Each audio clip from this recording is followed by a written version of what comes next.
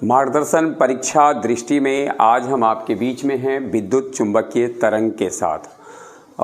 12वीं के अलावे भी जो विविध प्रतियोगी परीक्षाएं हैं इसके लिए काफ़ी महत्वपूर्ण है। सबसे पहले अब हम ये समझते हैं कि विद्युत चुंबकीय तरंग कहते किसको हैं। नाम से ही स्पष्ट है, विद्युत चुंबकीय अर्थात तो यह वह तरंग है जिसका विद्युत क्षेत्र भी होता है और चुंबकीय क्षेत्र होता है। सामान्य शब्दों में कह सकते हैं जो विद्युत क्षेत्र और चुंबकीय क्षेत्र दोनों प्रदर्शित करता है, जिसके पास दोनों क्षेत्र होता है, अर्थात जो विद्युत प्रभाव और चुंबकीय प्रभाव दोनों प्रभाव को उत्पन्न करता है उसे विद्युत चुंबकीय तरंग कहते हैं। इसकी खोज करने का श्रेय जाता है जेम्स क्लार्क मैक्सवेल को। जेम्स क्लार्क मैक्सवेल साहब ने 1865 ईस्वी में उन तरंगों को देखा जिसके पास उन्होंने देखा कि वो साइन कर्व बनाते चलते हैं। साइन कर्व का अभिप्राय है साइन का जो ग्राफ खींचते हैं, इससे वो बनाते हैं और विद्युत क्षेत्र और चुंबकीय क्षेत्र दोनों का साइन कर्व एक दूसरे के लंबवत होता है। अर्थात अगर आपसे ये पूछा जाएगा कि विद्युत चुंबकीय तरंग का विद्युत क्षेत्र और चुंबकीय क्षेत्र के बीच का कोण कितना होता है, दोनों एक दूसरे के लंबवत है। विद्युत क्षेत्र और चुंबकीय क्षेत्र लंबवत होते हैं अर्थात कोण दोनों के बीच 90 डिग्री होता है। दोलन तथा संचारण की दिशा में लंबवत होते हैं। विद्युत चुंबकीय तरंग का जो विद्युत क्षेत्र है इलेक्ट्रिक फील्ड उसको ई से सूचित करते हैं और विद्युत चुंबकीय तरंग का जो चुंबकीय क्षेत्र है इसको बी से सूचित करते हैं। ध्यान में रखना है जहाँ कहीं भी ई लिखा है इसमें हम देखेंगे वो हम प्रदर्शित करता होगा उसके विद्युत क्षेत्र को, और जहाँ बी लिखा हुआ समझेंगे उसे समझेंगे कि वह चुंबकीय क्षेत्र है। अब जरा सा देखिए इसका गणितीय सूत्र है, इसको फिलहाल अभी हम लोग ध्यान में रखेंगे क्योंकि ये परीक्षा दृष्टि मुख्य रूप से ऑब्जेक्टिव और शॉर्ट टाइप प्रश्नों के लिए है, इसलिए विस्तार से इसकी चर्चा अभी हम यहाँ नहीं करते हैं। E बराबर ई नॉट साइन के एक्स माइनस ओमेगा टी, जहाँ ओमेगा क्या है 2πn है, और B बराबर बी नॉट। ई नॉट है मतलब अब ये देखिए कि निर्वात में जो इलेक्ट्रिक फील्ड होगा वह, बी नॉट क्या है तो निर्वात में जो चुंबकीय फील्ड होगा वह। ई नॉट है निर्वात में विद्युत क्षेत्र की तीव्रता और बी नॉट है निर्वात में चुंबकीय क्षेत्र की तीव्रता। साइन समझ ही रहे हैं। और के ध्यान में रखना है, के बराबर होता है 2π लैम्डा। अब आपसे एक सवाल बहुत ध्यान में रखना है, कई बार परीक्षा में पूछा गया है, विद्युत चुंबकीय तरंग किस प्रकार की तरंग है। विद्युत चुंबकीय तरंग अनुप्रस्थ तरंग है, ध्यान में रखना है, या अनुदैर्घ्य नहीं है। विद्युत चुंबकीय तरंग जो भी आगे चल करके हम देखते हैं, इसी वीडियो में हम देखेंगे, लिस्ट देखेंगे कौन कौन सी प्रमुख विद्युत चुंबकीय तरंग है। उन तरंगों में से कोई भी तरंग की चर्चा होगी आप आसानी से एक कह सकते हैं उसको कि वह अनुप्रस्थ तरंग है। तो विद्युत चुंबकीय तरंग अनुप्रस्थ है और इसका वेलोसिटी निकालने का, विद्युत चुंबकीय तरंग का जो वेग निकालना है, इसका फॉर्मूला होता है under epsilon naught into mu naught. Epsilon naught निर्वात की विद्युतशीलता और म्यू नॉट निर्वात की चुंबकशीलता। अब दोनों का मान एप्सिलॉन नॉट और म्यू नॉट का मान, एप्सिलॉन नॉट और म्यू नॉट का मान अगर आप रखेंगे तो हो जाता है 3 × 10⁸ मीटर पर सेकेंड। प्रायः जितने विद्युत चुंबकीय तरंग हैं उनका वेलोसिटी हो जाता है 3 × 10⁸ मीटर पर सेकेंड। प्रकाश भी एक विद्युत चुंबकीय तरंग है, इसलिए प्रकाश का वेग निर्वात में और वायु में लगभग 3 × 10⁸ मीटर पर सेकेंड होता है। सी बराबर ध्यान में रखना, ये आया कहाँ से, under mu naught into epsilon naught, अर्थात विद्युत चुंबकीय तरंग का वेग निर्भर करता है म्यू नॉट पर, एप्सिलॉन नॉट पर। म्यू नॉट चुंबकशीलता है कहाँ की, निर्वात की। एप्सिलॉन नॉट क्या है, विद्युतशीलता है कहाँ की, निर्वात की।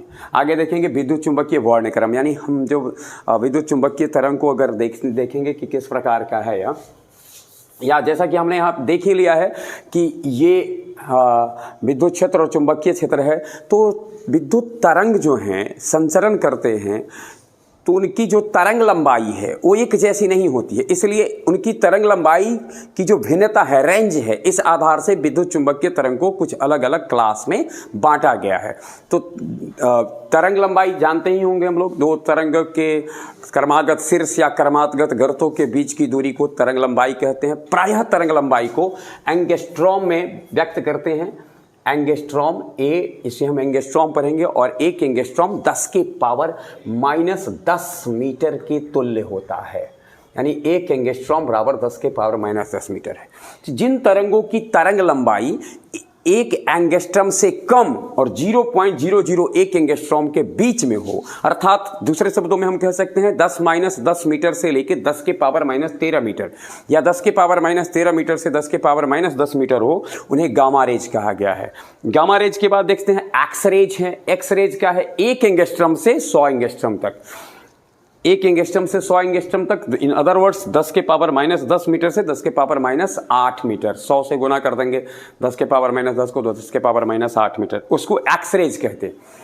हम लोग नीचे की कक्षा में पढ़ते होंगे, श्वेत प्रकाश से कम तरंग लंबाई के प्रकाश को कहते थे, तरंग को कहते थे परावैगनी, और जिसका अधिक होता था तो उसको कहते थे अवरक्त।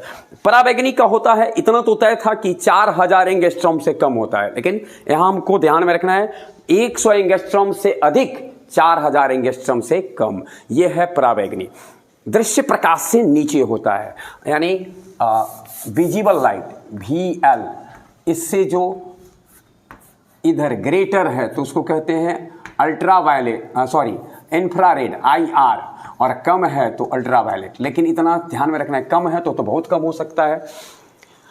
दृश्य प्रकाश का 4000 एंगस्ट्रॉम से लेकर के 7800 एंगस्ट्रॉम। अब इसी में दृश्य प्रकाश के जितने घटक हैं, लाल से लेकर बैगनी से लेकर के लाल तक, विबग्योर का जो violet, indigo, blue, green, yellow, orange, red, 7 रंग हैं, इनकी जो तरंग लंबाई है वो इससे इसमें आएंगे 4000 एंगस्ट्रॉम से 7800 एंगस्ट्रॉम में। और हमको ध्यान में होगा कि इसमें भी सबसे अधिक तरंग लंबाई लाल की और सबसे कम तरंग लंबाई बैगनी की है।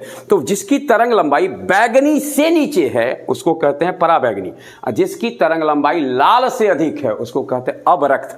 रक्त लाल होता है, खून, रक्त का अर्थ खून, तो जो लाल से अधिक का हो वो अवरक्त, बैगनी से कम का हो उसको पराबैगनी कहते हैं।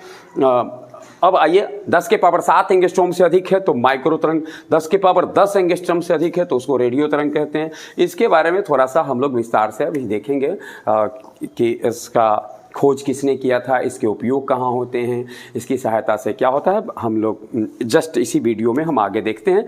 दोलनी विद्युत क्षेत्र एवं चुंबकीय क्षेत्र में संबंध। दोलनी विद्युत क्षेत्र यानी हमने जैसा जिक्र किया था E और B, E है विद्युत क्षेत्र और B है चुंबकीय क्षेत्र। E/B, इसको दूसरे शब्दों में लिख सकते हैं E0/B0। E0/B0 दैट्स मीन की निर्वात में विद्युत क्षेत्र की तीव्रता, निर्वात में चुंबकीय क्षेत्र की तीव्रता 1/√L इससे निकला। तो इस प्रकार से हमारा ये C जो है उस प्रकार प्राप्त होता है। विद्युत ऊर्जा घनत्व का फॉर्मूला है 1/2 ε0 E²। चुंबकीय ऊर्जा घनत्व का, वैद्युत ऊर्जा घनत्व का अभिप्राय समझना है हमको कि विद्युत क्षेत्र के कारण ऊर्जा घनत्व है, चुंबकीय ऊर्जा घनत्व चुंबकीय क्षेत्र के कारण ऊर्जा घनत्व है, और एक विद्युत चुंबकीय तरंग में दोनों प्रकार के ऊर्जा घनत्व होंगे। चुंबकीय क्षेत्र का निकालने का B² 2μ0 है, जहाँ B चुंबकीय क्षेत्र की तीव्रता है। अगर वो निर्वात में है तो उसके जगह पर B0 लिख देना है। उसके बाद कुल ऊर्जा घनत्व की बात अब हमने कहिए भी जिक्र किया कि विद्युत क्षेत्र के कारण जो ऊर्जा घनत्व है वह आया है UV, विद्युत चुंबकीय ऊर्जा घनत्व है वह है UV। अब टोटल एनर्जी कितना हो जाएगा, टोटल एनर्जी डेंसिटी, तो दोनों को जोड़ दीजिए, बस जोड़ देना है, बस जो निकलेगा ये उसका फाइनली कैलकुलेशन है। अब हम एक नज़र डालते हैं विद्युत चुंबकीय तरंग प्रमुख कौन कौन है और उसके विशेषता क्या है। प्रमुख विद्युत चुंबकीय तरंग की सूची हमारे सामने है, लेकिन उससे पहले एक नज़र डालते हैं विद्युत चुंबकीय तरंग की ऊर्जा कैसे हम निकालते हैं, किस सूत्र से। E = h μ, यहाँ न्यू फ्रीक्वेंसी है, h प्लैंक्स कांस्टेंट है और न्यू = c लैम्डा भी होता है। तो इस तरीके से अगर हम चाहें तो E = h c लैम्डा से, फिर से एक बार देख लें, h प्लैंक्स कांस्टेंट है, न्यू वहाँ पर जो है सो फ्रीक्वेंसी है, c जो है वह आपको जो है ये न्यू है, और c वेलोसिटी ऑफ लाइट या वेलोसिटी ऑफ विद्युत इलेक्ट्रोमैग्नेटिक वेव्स, लैम्डा विद्युत चुंबकीय तरंग की तरंग लंबाई। अब प्रमुख विद्युत चुंबकीय तरंगे हैं इधर, इसके खोजकर्ता, तरंग वेक्टर, आवृत्ति, उपयोग है। गामा किरण खोजकर्ता इसके हैं पॉल विलार्ड, बहुत ध्यान में रखना है, गामा किरणें पॉल विलार्ड के द्वारा खोजी गई और इसका जिक्र मैंने पीछे भी किया था। इसका जो तरंग दैर्घ्य है वो 10 के पावर -14 या 10 के पावर -13 से 10 के पावर -10 मीटर के बीच तक होता है। वही इसका जो आवृत्ति परिसर है, आवृत्ति को हर्ट्ज में मापते हैं, second inverse hertz, HZ hertz या सेकंड इनवर्स, यानी 1 सेकंड में किए गए दोलनों की संख्या को आवृत्ति कहते हैं। तो इसका तरंग दैर्घ्य कितना कम है इसको देखिए, और इसकी आवृत्ति कितनी उच्च है उसको देखिए। इससे स्पष्ट पता चलता है जिनकी तरंग लंबाइयां कम है उनकी आवृत्ति काफी उच्च होती है। उच्च आवृत्ति की विद्युत चुंबकीय तरंगे हैं गामा किरणें, कम तरंग लंबाई की हैं और उच्च आवृत्ति की है। इनका उपयोग किया जाता है नाभिकीय क्रिया में, किया जाता है कृत्रिम रेडियोधर्मिता उत्पन्न करने में, इसका इस्तेमाल करते हैं।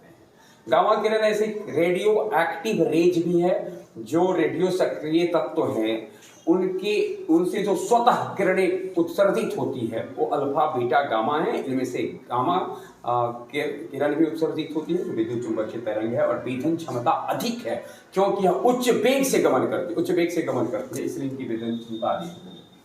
आगे हम देखेंगे इसी तरह से एक्स किरण है, बहुत परिचित होंगे, शल्य चिकित्सा में इसका बहुत इस्तेमाल होता है। हड्डी की टूट फूट इसका पता करने में डॉक्टर इसका इस्तेमाल करते हैं, एक्सरे का। और रोंटगेन साहब, रोंटगेन कह सकते हैं, रोंटगेन कहें या रोंटगेन कहें, इनके द्वारा इसकी खोज की गई। और जब इसके हम वेवलेंथ की बात करेंगे तो 10 के पावर -10 मीटर से 10 के पावर -8 मीटर के बीच में है। लाजमी है कि इनका वेवलेंथ थोड़ा बढ़ गया है तो आवृत्ति इनकी थोड़ा कम गई, 10 के पावर 18 से 10 के पावर 16 तक है। और शल्य चिकित्सा में इसका व्यापक उपयोग होता है। इसके अलावा भी इसके उपयोग होते हैं, लेकिन मुख्य रूप से इसका उपयोग शल्य चिकित्सा में होता है। वही परावैगनी किरण, इसकी खोज रीटर ने की थी। 10 के पावर -8 मीटर से 10 के पावर -7 मीटर के बीच में वेवलेंथ है। फ्रीक्वेंसी इसकी जो है वो 10 के पावर 16 से 10 के पावर 14 तक है ना।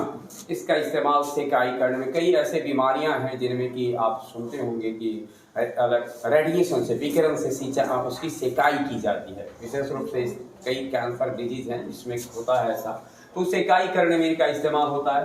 साथ साथ यह प्रकाश विद्युत प्रभाव उत्पन्न करते हैं और बैक्टीरिया नष्ट करने में, लेकिन ध्यान में रखना है इनकी अत्यधिक मात्रा से नुकसान भी होता है। बैक्टीरिया को नष्ट ही नहीं करते, आपके सेल्स को भी नष्ट बहुत करते हैं। इसके अलावा जो है सो इनके नुकसान भी हैं, परंतु कहा गया है कि अति उपयोग आप किसी का करो तो उसका नुकसान होता है, लेकिन अगर उसका समुचित उपयोग करो, नियंत्रित उपयोग करो तो लाभकारी होता है। इसके नियंत्रित उपयोग से हम इसका लाभ ले सकते हैं। वही दृश्य प्रकाश, इसकी खोज न्यूटन साहब ने की थी, और न्यूटन साहब ने ही प्रिज्म के माध्यम से ये बताया कि दृश्य प्रकाश जो है वह 7 अंगों में बटा है। न्यूटन साहब ने दृश्य प्रकाश का जो खोज किया उसकी तरंग लंबाई बताया कि 4000 एंगस्ट्रॉम से नियर अबाउट 7800 एंगस्ट्रॉम के बीच में, यानी 4 × 10 के पावर -7 मीटर से 7.8 × 10⁻⁷ मीटर तक होता है।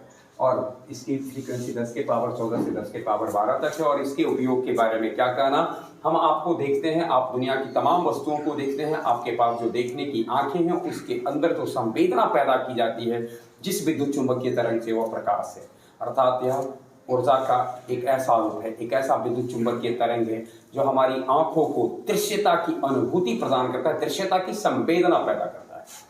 अवरक्त किरणें, हर्सेल ने इसको दिया। हर्सेल ध्यान में रखना है 7.8 × 10⁻⁷ मीटर से 10 के पावर -3 मीटर तक, 10 के पावर 12 से 10 के पावर 10 तक है। और ये उष्मीय विकिरण है, जिस पर ये पड़ेगी ना उनको ताप को बढ़ा देता है। हम जो सूर्य प्रकाश में भी जो गर्मी महसूस करते हैं उसका बड़ा कारण यही है। और इसका उपयोग कुहासा में फोटोग्राफी करने, जहां कम दिखाई दे रहा हो, धुंधला धुंधला दिखाई दे रहा हो, वहां देखने में इसका उपयोग किया जाता है, अल्ट्रावायलेट रेज का। और रोगियों की सेकाई करने में, पीछे भी हमने देखा कि अल्ट्रावायलेट का भी होता है और इंफ्रारेड का भी होता है। ये जो हमने जिक्र किया कुहासा में फोटोग्राफी, वो इंफ्रारेड रेज यानी अवरक्त किरणों का इस्तेमाल करते हैं। इसके बाद देखते हैं लघु रेडियो तरंग, जिसकी खोज हेनरिक हर्ट्ज ने की थी, और इसलिए इनके सम्मान में इसको हर्ट्जियन तरंग भी कहते हैं। हर्ट्जियन तरंग है और इनकी 10 के पावर -3 मीटर से 1 मीटर तक ये होता है। दीर्घ रेडियो तरंग, ये दोनों रेडियो तरंग है। अगर हमसे पूछा जाता है ये रेडियो तरंग, तो ये दोनों को हम रेडियो तरंग ही कहेंगे। बस फर्क इतना ही है कि जिनकी तरंग लंबाई अधिक है उन्हें कहेंगे दीर्घ रेडियो तरंग, और जिनकी तरंग लंबाई कम है यानी 10 के पावर -3 मीटर से 1 मीटर तक है उनको कहेंगे लघु रेडियो तरंग, यानी कम तरंग लंबाई की रेडियो तरंगे, और 1 मीटर से अधिक वाले को कहेंगे दीर्घ रेडियो तरंगे। दीर्घ रेडियो तरंग की खोज मार्कोनी साहब ने किया था, ध्यान में रखना। इन्हीं के कारण शुरुआत में जो ट्रांजिस्टर सब बने थे वो मार्कोनी साहब की देन थी, और आया भी था इसी ब्रांड से ट्रांजिस्टर भी आया था बाजार में बाहर कभी मार्कोनी। लेकिन अब वो नहीं, हम ट्रांजिस्टर के युग खत्म हो गए, रेडियो के युग खत्म होते जा रहे हैं। 1 मीटर से 10 के पावर 4 मीटर तक है, 10 के पावर 6 से 10 के पावर 4 तक हो, और इसका इस्तेमाल किया जाता है रेडियो टेलीविजन में। मैंने जिक्र किया कि रेडियो के युग कमजोर हुए हैं, कम है, लेकिन ध्यान में रखना है इसने रूप बदला है। ऐसा नहीं है कि दीर्घ रेडियो तरंग की उपयोगिता कम हुई, इसकी उपयोगिता और बढ़ते जा रही है। बस जब वो रेडियो था अब हट गया, और टेलीविजन अब आपके घर में जो डिफरेंस यंत्र लगे हुए हैं, जो इलेक्ट्रॉनिक युक्तियां जिसकी सहायता से आप बहुत लाइव किसी चीज का देख पा रहे हैं, उसमें इन तरंगों का इस्तेमाल होता है। 10 के पावर -3 मीटर से 10 के पावर -2 मीटर की तरंगे सूक्ष्म तरंग कहलाती है, माइक्रो तरंग इसको हम लोग कहते हैं। इसका जिक्र इसमें विशेष नहीं किया गया। ये थे हमारा विद्युत चुंबकीय तरंग का के बारे में संक्षिप्त जानकारी थी। बहुत बहुत धन्यवाद।